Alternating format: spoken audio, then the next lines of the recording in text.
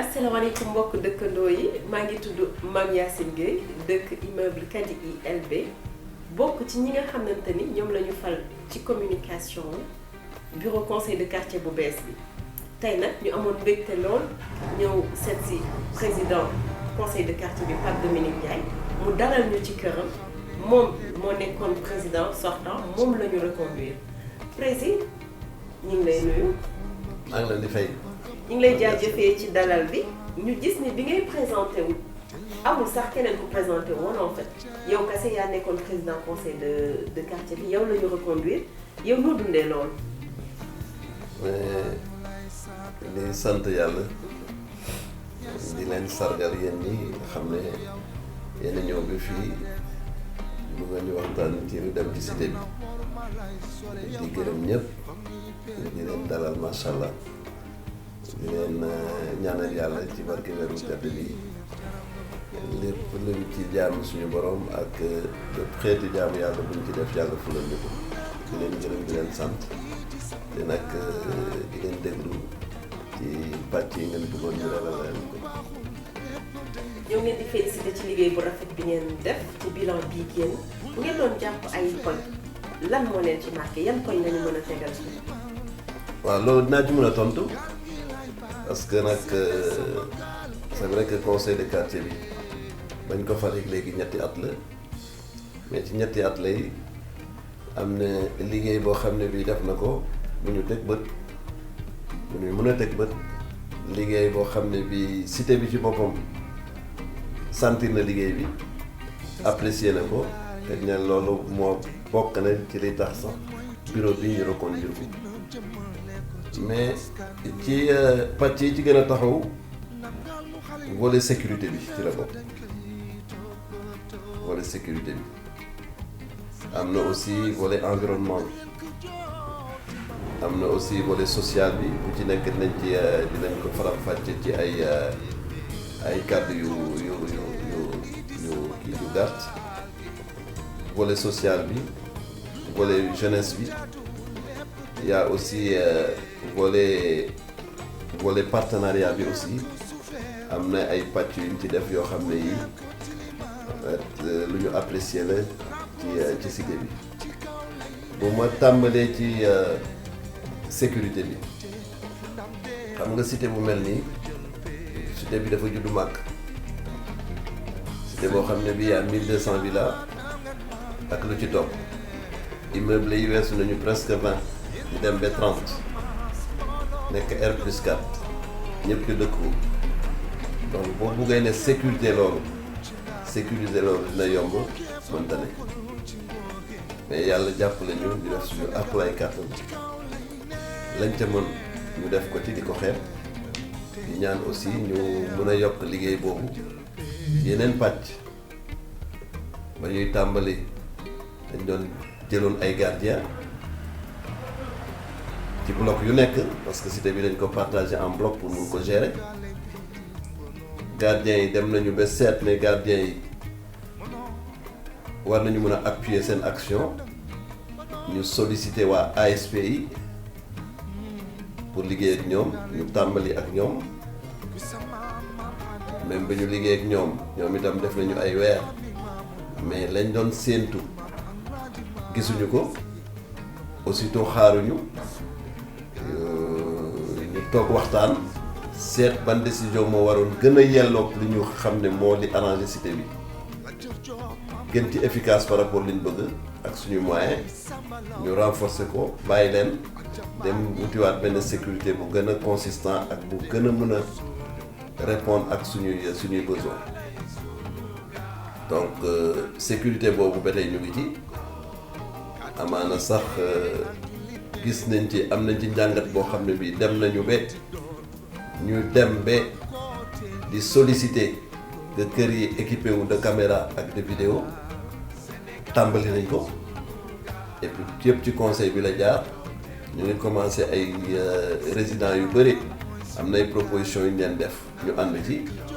et puis propositions yi dem na ba léegi am na kër yu ñu commencé équipé en vidéo ak caméra de surveillance ak ay système d'alarme je pense que loolu pàcc boobu la ñu war a gën a renforcer pour au moins bu ñu sañee balaa suñu mandat di jeex au moins 50 à 60% kër yi cité bi am ko. Je pense que comme dañ koy tàmbali te kër yi ko amagul peut-être matagul une centaine yaakaar nañu ne ba ñu jëlee décision boobu léegi ay ñeenti weer te loolu lañ ci am ñu ngi yaakaar ne ak sensibilisation bi ñuy def actuellement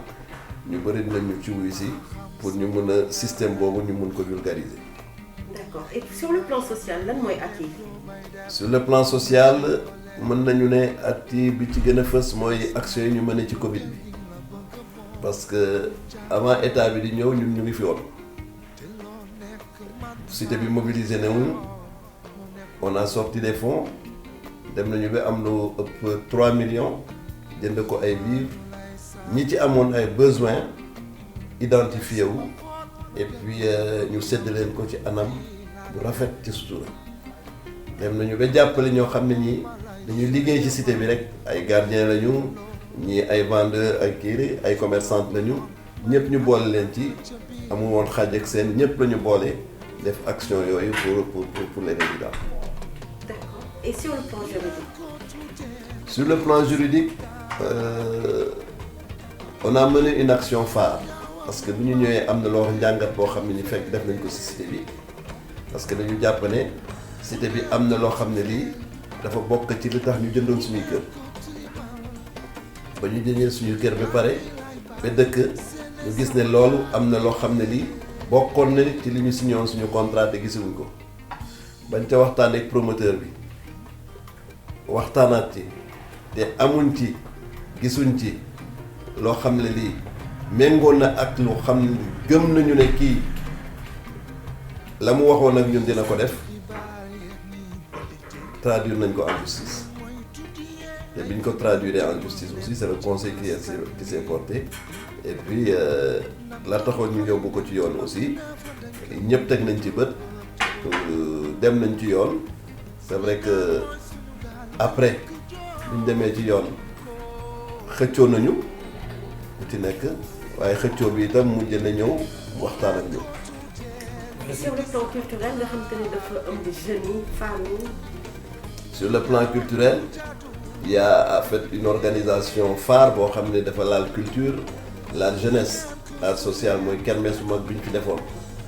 boo xam ne bii vraiment réussite bi c'était une réussite totale.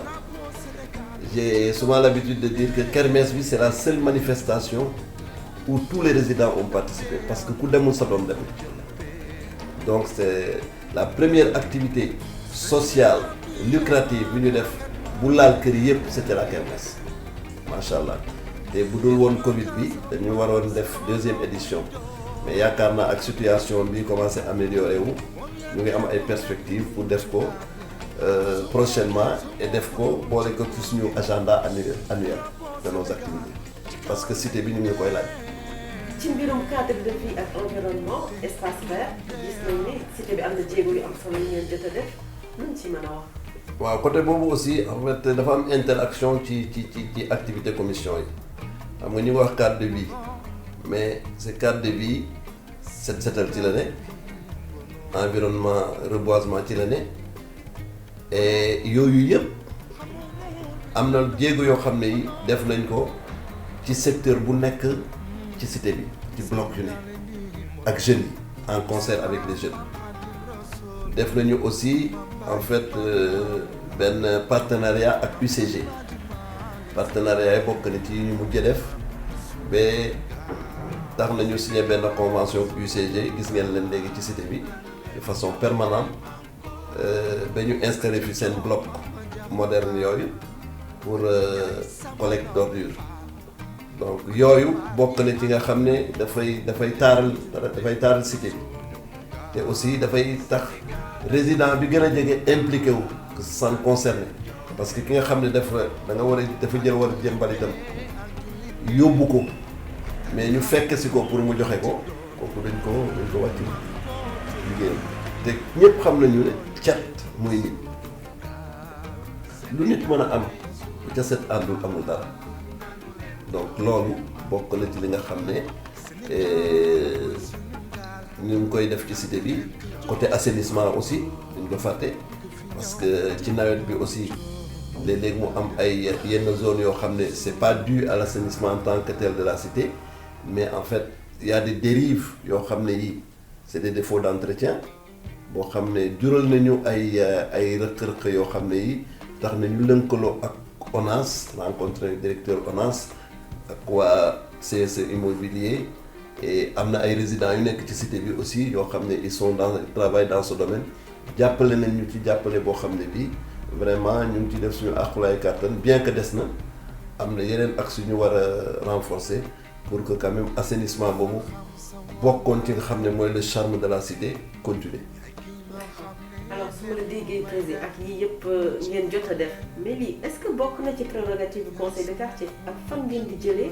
koppar yi nga xamante ni moo leen di permettre ngeen taxaw. waaw tu m'as posé une question assez importante et qui doit être précisée qui doit être éclaircie plutôt xam nga conseil de quartier dañ koy jàppe mooy député quartier bi parce que le délégué de quartier c'est le représentant du maire administratif moo tax ñu koy laaj certificat de domicile ngeen di dem foofu léeg-léeg mu am ñu ñëw di wut fii certificat de domicile ma ne leen du ko délivrer ñu ne ma yow yaa ko war a jël man li ma war a jël mooy en fait les doléances des résidents nit am problème këram nit am diggante dëkkandoo ñu war a am suñu cadre de vie lépp loo xam ne bi ci biir cité bi maanaam le conseil de quartier c'est le député le président du conseil c'est le député de la cité mooy revendiquer seen droit auprès de l'autorité mooy remonter seen kii seen i doléances bien que ñun suñuy doléances on essaie au mieux de les traiter en interne balaa muy yéeg am na yoo xam ne nag dañ ci yëgal maire bi parce que quand même c'est l'autorité administrative te dafay rafetlu chaque fois parfois dañ koy dugal suñu groupe sax ce qui fait activité yi ñuy def mu informer ko à temps opportun keroog muy wax ci conseil bi ne bëgg na inviter tous les 35 quartiers pour ñu inspirer wu ci suñu système de travail parce que daf ko impressionné mais je dis que en fait c'est grâce aux jeunes à l'équipe qui est là et qui est toujours présent à l'œuvre quoi mais une fois de plus maire bi aussi dinañu appuyer sur certaines actions il faut le reconnaître surtout ci Covid bi. Alors vous l'aurez compris, c'est un homme fort avec une équipe de choc et des ambitions pour son quartier.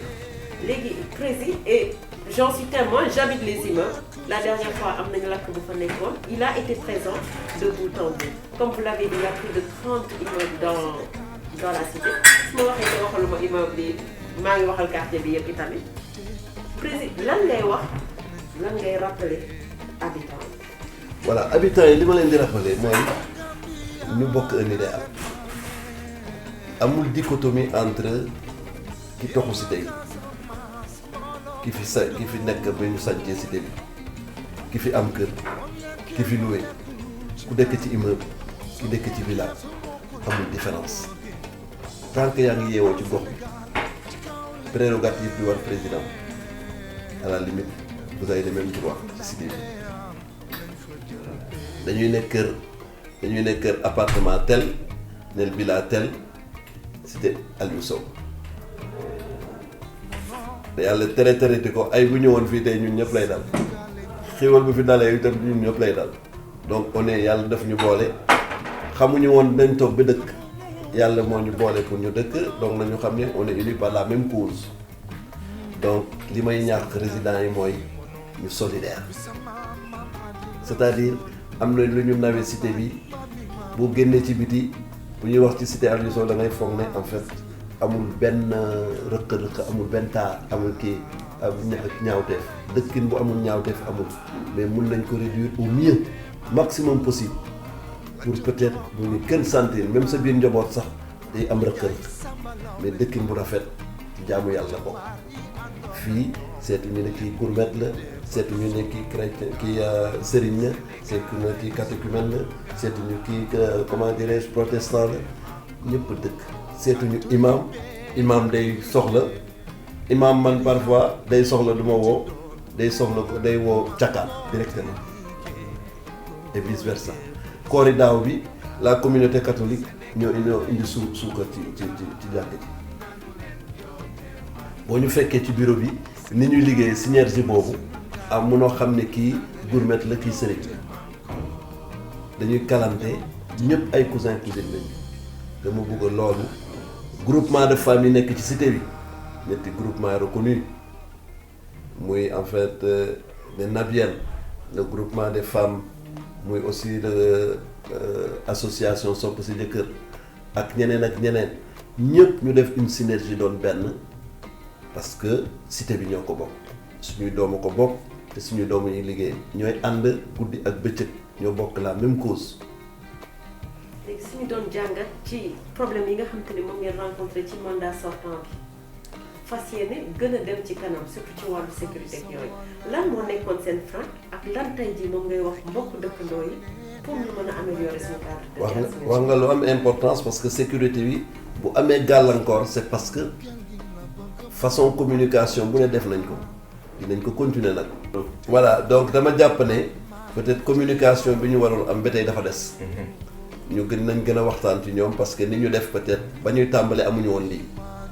ba ñu communiquer am na ñu ñëw xëy na communication boobu aussi des na ci ñenn ñi ñu war leen a indi ñu xam ne ci lañ bokk parce que aussi ki ñëw même bu ñëwul vers toi yow aussi c'est pas une raison doo dem vers lui donc communication bi la ñu war a renforcer à notre niveau déployer toutes les formes possibles pour ku nekk sa sentir boppam ci li ñuy def bu boobaa xëy na ku nekk bu joxee lu tuuti rek bu ñu boolee lépp dinañ mën a def sécurité de façon pérenne am na nag lu ñu tàmbali bu ko reprendre ci sécurité bi toujours des bonnes volontés ñu ngi ñeneen ñaa ngi participer wu yaakaar nañu ak élan boobu dinañ yaakaar nañu ne bu ñu démarré waatee peut-être ci anam boobu li ñuy séentu ci sécurité bi nañ ko am et puis yàlla mu ngi ñuy bëgg a jox consécration parce que ñu ngi wax ci sécurité te yàlla ngi def commissariat tabax nañ ko suñu biir cité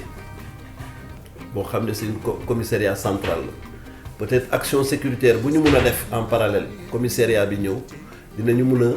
jox les résultats escomptés par rapport aux besoins de la cité. macha allah bu ci yàlla àndee commissariat boobu amaana fi ak ñaari weer dina. macha allah ñoo ko déggandoo dooley jën ndox dooleel seen conseil de quartier itamit mooy topp cotisation yi ba nga xam ni gardiennage bi dina mën a woy léegi gannaaw loolu yëpp tey jii gis nañu fan ngeen ñu jëlee ak fi ngeen ñu andi léegi ci mandat bu bees bi lan mooy seen yéene ak seen mbébét. waaw suñu yéene ak suñu mbébét mooy tënk ko ci ay kàddu yu gàtt mooy li ñu jot tàmbali ci sécurité bi ci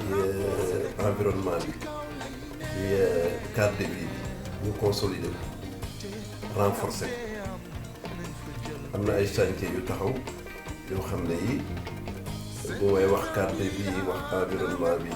toujours ma wax ci terrain de football bi par exemple pour xale yi parce que ñu ngi xalaat peut-être gazonné ko et am na ay partenaires yoo xam ne peut-être ñu ngi waxtaan ak ñoom bu dee aussi côté environnemental ñu ngi wax comme ni ñu ko wax ak UCG mais ñu ngi bëgg a déployer d'autres axes gën a renforcer environnement boobu parce que ci pekk yi nga xam ne cité bi dem na ba foofu et puis ci côté aussi social je pense que dinañ renforcer côté boobu ak yeneen proposition yoo xam ne ñu ngi koy commencer jot ci résidents yi pour peut-être gën a mën a taxaw ci seeni mbébét voilà loolu daal bokk na ci perspective yi côté sécuritaire aussi wax naa ko sànq déjà commissariat bi bu yàlla defee mu démarrer ñu changer waat système sécurité bi ci anami porté yi parce que war nañu egsi nag ci situation boo xam ne bii ak ci conduite boo xam ne bii dañuy déggoo wàññi porte d'accès ci cité bi pour gën a renforcer suñu sécurité war nañu ko mën a jaral maanaam ñu ne par exemple à partir de 20h ñun ñëpp nañu d'accord ne bunte bi la ñuy ubbi tëj yeneen bunte yi parce que nag sécurité bi li ñu wër ci cité bi bari na li nga xam ne nit mën na def jéeye ci biir dugge ci porte bi génn ci beneen porte donc bu ñu maîtriser wul entrée yi bu ñu maîtriser sécurité bi loolu moom c'est un constat qui a été fait et puis bokk na peut-être li nga xam ne ay mbébét la yoo xam ne résidents yi ko si bopp dem nañ ba gis ko xam ne lii bokk na ci li nga xam ne mooy gàllankoor suñu résultat yi ñu bëgg ci sécurité bi. donc ci wàllu sécurité bi dañu jàpp ne en fait les priorités bi ñu amoon ci mujjantali suñuy mandat bi weesu moo doon ñu reprendre sécurité porte yi kooku waxtaan nañ ci résidents yi am na ay volontaires ak ay résidents yu bëri yu ciy yëngu commencé joxe seen participation je pense que formule bi ñu leen proposé bu ñu jotee ay cotisation ba benn niveau bi je pense que joxe nañu information bi dañ mën a démarrer sécurité porte yooyu sans problème. Maintenant dans sa globalité je pense que baax na ñu xaar peut-être ak suñu membres yu bees yi ñëw am na ci ñoo xam ne ñii peut-être am nañ ci ay xalaat yu xarañ ñoo xam ne ñii aussi dañ ci doon yëngu am ci pexe yu xarañ je pense que bu ñu ñëwee ñu waxtaan fekk li fi nekkoon ak li ñu indi bu ñu defee synthèse bi dañ mën a léegi dellu si ci résidents yi waxtaan ak ñoom pour wax leen perspective bi ñu am cette année ak suñu feuille de route cette année pour voler yooyu donc c'est li ni mu valable pour la sécurité la valable pour yeneen commission yi yoo xam ne ku ci nekk renforcer nañ ko am nañu ay loxo yu bees yoo xam ne ñëw nañu te seen yéene mooy liggéey si jox ñu seen contribution apporter seen ay solutions par rapport li fi nekkoon renforcer ko loolu yëpp bu ñu boolee li fi nekkoon ak li ñu indi je pense que dinañ am benn feuille de route globale comme ni ma ko waxee sànq boo xam ne ci ay fan yu néew dinañ ko mën a présenter résidents yi comme li nga xam ne mooy suñuy programme pour les 3 ans. président mooy sa kàddu yu mujj looy tàggatu mbokk dëkk. voilà kàddu yu mujjee mooy kàddu ngërëm la nag bàyyiwuma ci kenn maanaam résidents yi la njëkki parce que résidents yi moo tax ñu nekk fii ñoom la ñuy liggéeyal suñu bopp liggéeyal résidents yi te bu ma nee résidents yi nag seetuma ku góor seetuma jigéen seetuma ka fa am kër seetuma ka fa loué seetuma ka fay liggéey seetuma gourmet bi seetuma sëriñ bi résident bi bépp jëm bu fi yeewoo rek wala nga am fi activité en fait ñooñu laa considéré comme résident en fait ngërëm li ci ñoom lay njëkki di ci teg aussi ñi nga xam ne ñoo ay kilifa lañu nekk ci cité bi te am baat ci ñun mooy xalaat délégué de quartier bi mooy Dermele di suñu mag suñu grand vraiment di jiituñu ci cité bi bokkoon nag aussi ci ñi nga xam ne mu neex mu naqari ak mu metti mu neex ñoo njëkk jël initiative bi organisée pour cité bi donc liñ ci mën a def rek ñu gërëme leen ko sant leen ko te xam ne aussi en fait ci loolu foofu la ñu jógee pour mën a taxawal li di ci gërëm aussi suñu autorité religieuse yi bu ma waxee loolu damay xalaat imam ratib Chérif Macky Aïdara ak collège imam yi yëpp ak ñi mu àndal di ci gërëm aussi communauté catholique bi parce que ñoom ils sont pas en reste maa ngi leen di fàttale daaw suukar bi ñu doon def ci suñu ndogu yi ci jàkka ji catholique yi ñoo njëkk a indi suukar loolu c'est un signe de cohésion et de solidarité di ci gërëm aussi suñu mag ñi nga xam ne dañu nekk ci cité bi comme conseil bari na fi mooy ñoom président Sissoko ak suñu partenaires yi nekk ci cité bi je pense à Sen Teranga ci lu ne lañ ñuy taxaw action yi ñuy def yëpp ñu ngi suñu wet waaw di ci gërëm aussi yenn société yu bëri yu nekk ci cité bi mënuma lim ñëpp bari nañu ñoo xam ne ñii saa yi ñu buggee taxawal dara rek ñu taxaw boo déggee ma déglu seen Teranga c'est peut-être parce que moom moo njëkk doon suñu partenaire mais ñoom partenaires yi ànd ak ñoom di liggéey nekk ay société ci cité bi amul kenn koo xam ne kii woo nañ la wala yëg nga ne ñu ngi ci dara pour cité bi nga tee sa loxo ñoom ñëpp ñu ngi ñuy jàppale ci loolu di gërëm groupement des femmes sans exception. voilà am na 3 groupements de femmes yoo xam ne peut-être ñoo nekk d'appoint les femmes de valeur yi madame Ndiaye jiite Aïssatou les groupes Nabienne te madame Sabou Gueye ak madame Diallo jiite ko groupe Sopp sa jëkkër te madame Mangara jiite ko donc ñoom it lépp lu ñuy def ñu ngi taxaw suñu wet ñu leen di encourager di leen gërëm te di rafetlu seen taxawaay di gërëm jeunes yi waaw jeunes yi je pense que ñu ngi comprendre que ñoom la ñuy liggéeyal c'est-à-dire départ bi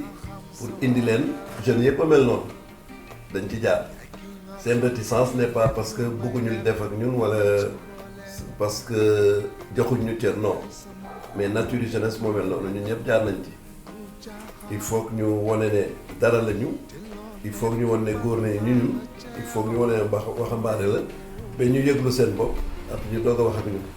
donc cela rek dañ koy nangu parce que ñëpp ci lañ jaar mais de plus en plus vraiment jox nañ ñu loxo te xam nañu ne ñoom la ñuy liggéeyal lii ñuy def à court terme ñoom ci seen loxo lañ koy teg donc lépp lu ñuy def ñu ngi suñu wet di liggéey ak ñun aussi bien même terrain bii ñuy def pour ñoom la. aussi bien pour ñoom que pour la jeunesse de la cité. du ma fàtte madame le maire amal nañ ko gërëm parce que quand même am na ci ñun considération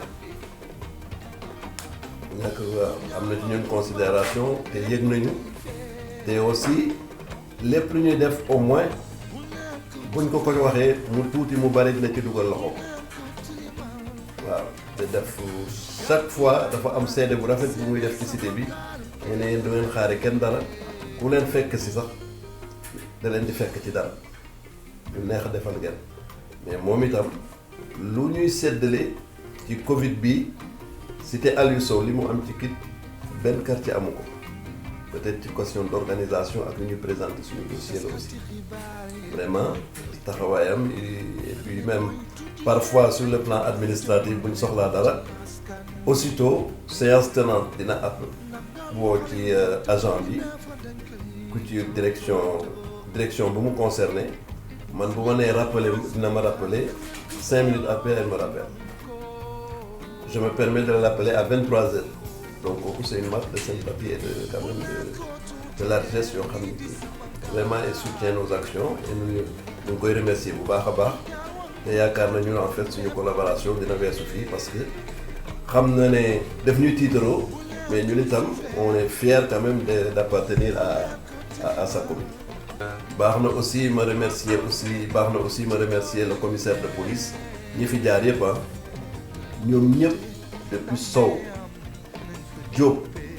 di dem Parcelles ak suñuy actuellement kii commissaire Parcelles l'actuel commissaire Touré Ndiaye di nekk son adjoint toute sollicitation man bu ma leen wooyee minuit pour une intervention 5 minutes 10 minutes après dinaa gis oto bi ñëw donc ça je leur tire un chapeau franchement ils collaborent avec nous parfois dina am lu xew ci cité bi sax dinañ ma woo balaa ñuy ñëw di kii informé ma bu ma fa nekkul ma consulter membres yi nekk foofu ñëpp ay réagir du ci man rek aussi bien ci Sakiné que ci Diarra que ci Charles bi yore comment dirais-je sécurité bi ñoom ñëpp ils ont accès à nous franchement côté boobu chapeau à eux vraiment sur le plan de la collaboration le sous-préfet aussi ñu ngi koy Diouf Sarr ñu ngi koy remercier aussi parce que moom aussi sur le plan de la collaboration RAS rien à dire il arrive même que des résidents à notre insu dem foofu pour des autorisations mais il a les compétences et les prérogatives de leur accorder ou de ne pas accorder, mais au moins par souci de collaboration et de considération à notre équipe, il nous sollicite à titre d'information pour voir est-ce que c'est viable pour une telle autorisation. Ça aussi, je pense que c'est une expérience sur laquelle il faut méditer. C'est une expérience qu'il faut encourager pour la vie de la communauté, surtout pour la sécurité de la communauté. Parce que sécurité actuelle, c'est-à-dire information, c'est-à-dire de la base au sommet, et non pas du sommet à la base. Mais vraiment, sans faille de leur côté, lépp li nga xam ne vraiment côté collaboration vraiment war na suñu diggante ak ñoom ñu ngi koy dox. Di remercier aussi waa CSE Immobilier parce que quoi qu'on puisse dire, bon, remerciement bi c'est pas parce que ils n'ont pas péché, c'est pas parce que on a eu des bisbilles, non, mais il arrive des choses, au moins ils interviennent pour nous appuyer dans l'action, même si ce n'est plus de leur ressort. Ça quand même, je tiens à les remercier au moins de ce côté. Bien que il y a des choses qui sont en cours et sur lesquelles, bokk na suñu chantier, il faut quand même ak ñoom ñu continuer négociation yi pour que balaa yàlla di def suñu mandat bi jeex ñu réaliser ko. Surtout bokk na ci salle de fête bi boo xam ne bii dama ci xar sama tànk tubéy, il faut que quand même ñu defar salle de fête bi, il faut que quand même ñu terrain bi ñu yeggali ko, il faut que quand même sur le plan sécuritaire ñu gën ñu jàppale ci yenn détails liés à la sécurité de certains points. Donc wax naa ci commission juridique bi, mais baax na aussi ma dellu si ci benn pàcc parce que xam ngeen ne ki yoroon ba ñuy fal bureau bi ku yoroon commission juridique bi di Baye Niass bi yoroon commission juridique bi bokkoon ci ñun. Yàlla dafa def mu wàññeeku feebar dab ko ba mu wàññeeku alors loolu bokkoon na di ko jaale famille bi di ko jaale waa conseil bi di ko jaale cité bi yëpp parce que perte boobu perte ñëpp la nekkoon na nit ku xarañ ci li muy def ku ñu amoon yaakaar mu jàppale côté boobu mais yàlla la mu dogal mooy la am ñu sante ko suñu borom te ñaanal ko yàlla xare ko aljanna te yiw yàlla jiitu ko fa mu jëm. Yàlla teg loxoom ci njabootam bi ñu fi baax voilà loolu bokkoon na ci li gàllankoor aussi commission juridique bi mais am na yenn problème yoo xam ne da ko waroon porter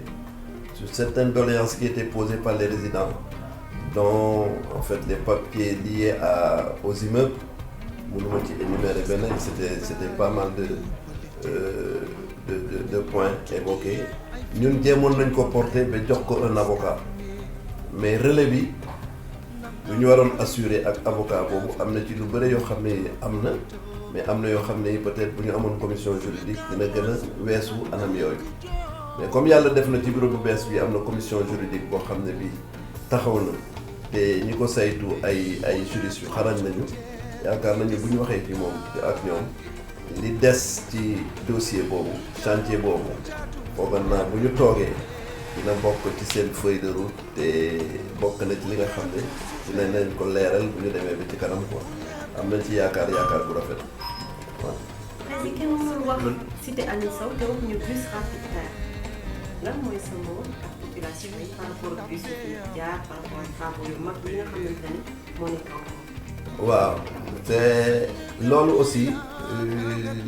da nga ma laaj question bu am solo boo xam ne bii discuté naa ci ak madame le maire rek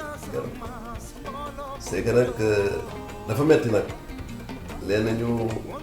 parfois booy defar foog nga yàq ñun dañu am chance malchance tey peut-être chance ëllëg malchance bi nga xam ne projet état bi yëpp parce que ñun suñu fi ñu situé wu ci département ci région Guédiawaye loolu foofu la ñun dañu situé dans une position stratégique ñun ñooy assurer interface épicentre boo seetee hôpital bi épicentre bi ak position cité Aliou Sow boo seetee li dem Cambérène libéré wu boo seetee li jóge Kër Massar boo seetee li jóge Pikine boo seetee li jóge Dakar ñun suñu position fu mu toll mooy position épicentre donc suñu position géographique am na gaa daf ñuy arranger bu jàmm rek amee mais bu situation blocage yi amee ñoo ciy gën a sonn parce que foo jaar da ngay xëy sax jaari sa bunt mais booy wàcc mun doo jaari sa bunt parce que travaux yi jaar na foofu te travaux yi nag comme utilité publique la il faut mu laal metti na nag trop suñu cité bi ci boppam sax kenn xamul lu muy niru fu mu ne parce que oto yi dañ fiy def bretelle parfois di nga bëgg a arrêté oto mais en fait dañ leen a amul feneen fu mu jaar donc li ñu def mooy dañu gisee nañu ak madame le maire pour mu au moins mu defal ñu 2 arrêtés benn arrêté bi c'est pour ñu instaurer ay panneaux de signalisation pour limitation de vitesse kooku jot nañ ko beneen bi on va instaurer de dos d'âne pour obliger les véhicules de rouler doucement peut-être loolu mooy les mesures conservatoires yi nga xam ne maire nee na ma il faut mu def ko nee na métti na mais il faut ñu xaw a bës suñu xol parce que tant que génnul ci zone bi ba dem beneen zone peut-être contraintes yi ñuy am tey dañ koy continuer di ko am donc ku nekk na nga jéem a bës sa xol tuuti te jàpp ne travaux yi bokk na ci li ñuy gàllankoor mais du luñ ñu teg te peut-être bu weesoo fii aussi ñeneen lay dal waaw loolu moom moo doon aussi di demander résidents yi rek ñu dallu rek gën a bës seen xol mais gën a jàppante rek te xam ne moment passager la rek après bu sottee rek xëy na suñu cité dina gën a neex a def maintenant damay tëje wax ji yëpp nag pour fa ma njëkkee woon di gërëm ñi nga xam ne ñoom la àndaloon di liggéey ci bureau bi passé bureau boobu am na ci ñoo xam ne nekkatuñ ci bureau boobu dañu génnuñu parce que defuñu lu ñu war a def mais génnuñu parce que dafa am ñeneen ñu waroon dugg aussi liggéey bañ ca doon def ñoo ñu war ko def comme man ëllëg damay génn keneen ñëw ça ne voudra pas dire que li ma def peut-être ñëw àddina noonu la dafa am lu kenn di def lu ñëpp bokk kii day def lii keneen def lay donc bureau boobu vraiment maa ngi leen di gërëm di leen sant te rafetlu sama liggéey ak ñoom am na ci ñoo xam ne ñii fi mu nekk waxuma sax xarit mais doomi nijaay doomi bàjjen la fi mu nekk tellement suñu relation bureau bi daf ci def loo xam ne lii yaakaar naa ne mënatul den suñu diggante alors loolu sant naa ko suma borom sant ko aussi waa cité bi ak ñi ma seqaloon liggéey bi di rafetlu aussi ñi nga xam ne dem nañu ba xam ne lii ñu doon def ñoom itam seen cër bien que ñu ngi doon def lan leen war ba ñu nekkul ci bureau bi mais xëy na pour gën a jàpp ci liggéey bi jaral na leen ñu ne man damay ñëw jàpp si dugg loolu aussi ngërëm mënul weesu man la leen jërë ngeen jëf parce que aussi dem nañu ba xam ne lii ñuy def di ko porter du ñoo ko moom ñun rek mais dañ koo bokk nit ki nag li nga bokk da nga ciy joxe sa cër donc seetuñ ci kuy doog a ñëw seeni xalaat daanañ jot seen xalaat mais tey lay gën a neex parce que seeni xalaat dañ koy toog bokk ko avant dañu doon envoyé seen xalaat mais tey dañuy teg seen xalaat amaana seen li ñu def ba léegi xalaat yu bees yi bu ñëwee am na lu bëri loo xam ne mën nañ ko dindi parce que yooyu gën a ànd ak jamono pour ñu def ko donc di leen demander aussi ñu cohésion boobu ñu continuer ko du ñu réussir dara sans la cohésion mun nañu wérante ci kàddu mun nañu wérante ci projet mun nañu wérante ci ay point de vue mais l'essentiel bu ñu génnee ci réunion bi dañuy wax ne décision bi conseil bi moo ko jël bu décision bi diwa ko jël ou bien diwa ci ànd conseil bi moo ko jël parce que sera entériné il n'est pas toujours dit que man sama décision le conseil bi di fonctionner damay toog réunion je suis en minorité mais le mbooloo ma décidé proposé ko ne loolu moo gën loolu lay appliqué wax ko mel ni man maa ko jël décision boobu mais c'est le conseil qui a décidé ci lépp nag noonu la ñuy fonctionner démb noonu la ñuy fonctionner tey comme ni may am habitude dire da ngeen dañ ma jiite rek mais je suis pas plus intelligent que je suis pas plus instruit je suis pas plus élégant je suis pas plus loti je suis pas plus le mieux né donc tout ce que je le partage avec eux s'il y a un mérite, c'est bien à eux qui m'ont fait confiance et qui me réitèrent leur confiance. Et je dois être à la hauteur de cette confiance pour être présent aujourd'hui et faire face avec eux aux défis qui nous attendent pour la cité. Donc le mot de la fin des fins, c'est votre quartier a besoin de vous tous. Maintenant, c'est le quartier qui a besoin de nous. Répondons au quartier pour faire face à nos défis. Merci. Vous avez le président, vous applaudissez la Bon, là, madame le maire, il reste 2 postes, mais le compagnie à notre poste. Vice-président, Yakan Alphonse, Aïssatou Ndiaye, secrétaire général, Abdoulaye Ndiaye,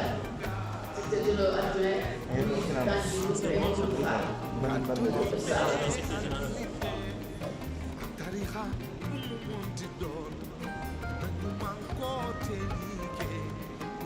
Désolé général, Biram Sibika. Adjoint, nous avons Paul Antoine Dom. Contrôle des opérations financières, Omar Diallo. Président de la commission sécurité, Charles Emmanuel Noé. Adjoint commission sécurité, Adi Thiam et Pamor Thiam. Commission communication, Sakine et Samba. Adjoint commission communication, Mamia Sibé et Mohamed Ndom. Président commission partenariat et financement, Abdourahmane Sow. Adjoint commission partenariat et financement, Ibrahim Abdou et Abdou. Président commission organisée, organisation Baye Seck. Adjoint à l'organisation, Félix Bassirou Ndiaye, Ndeye Dramé, Seydou et Mohamed Ndiaye. Président de la commission sociale, Seck, Cheikh Diop et Pape Mamadou Seck. Adjoint de la commission sociale, nous avons Anne Bilal Diop, donc il reste un deuxième poste à pouvoir. Président de la commission justice, François Mansamba Ndiaye. Adjoint de la commission juridique, Cheikh Diop et Lamine Ndiaye. Président de la commission environnement et cadre de vie, Dame El Bachir Diallo. Adjoint Ndeye Aïda Cissé et Adjana. Président de la commission sport, loisirs et jeunesse, Moussa Seck. Adjoint sport, loisirs et jeunesse, Seydina Omar Fall et Mamadou Lamine Diop. Commissaire au compte, Mor Gueye et Assane Seck. Est-ce que tout le monde est d'accord pour ce bureau? Donc,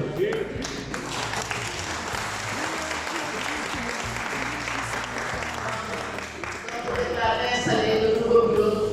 du conseil de quartier de la cité Aliou Sow de Ngor.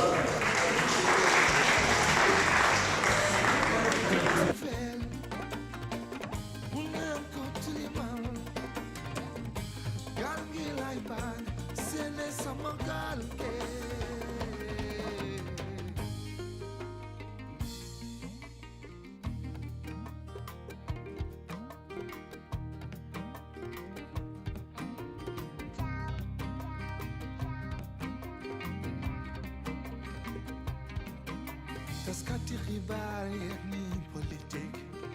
nan ngeen mooy tuddiyee ay fitna jëmale ko ci askan wi ndax daal mu xale yi ne te mag ñi ne fa dañ koy toppatoo Sénégal mooy suñu gaal nañ leen ko jox te man ko